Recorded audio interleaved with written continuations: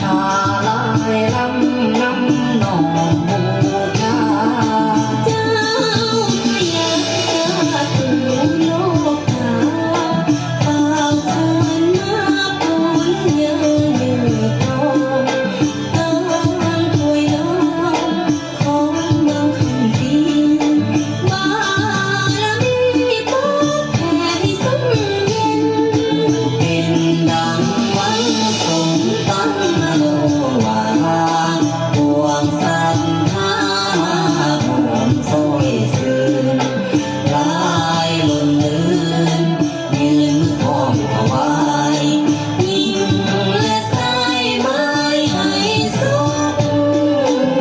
ที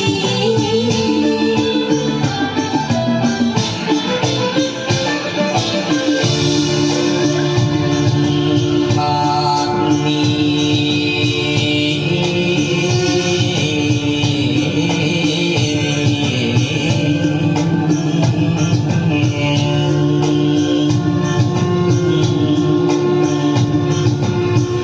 โอ้ยน้องฟ้าถ้าสันตั้งว่า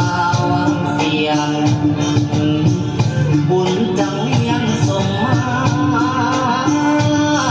พวงพามพุ่งพวง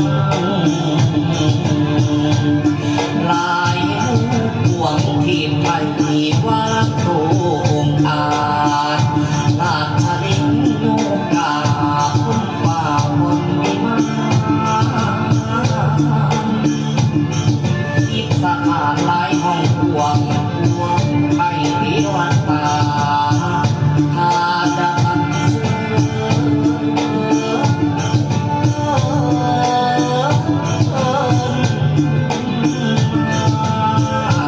พวงสวงเขา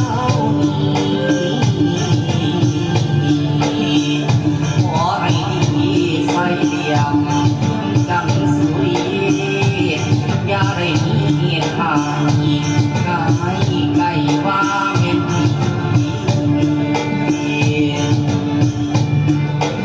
ว่าสีสี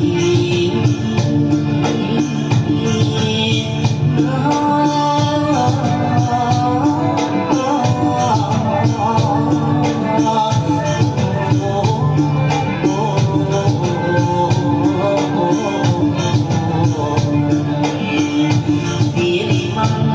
คลาสาธีพันของอาภูมิเป็นจังทรงเขียนเหตุสำเร็จมา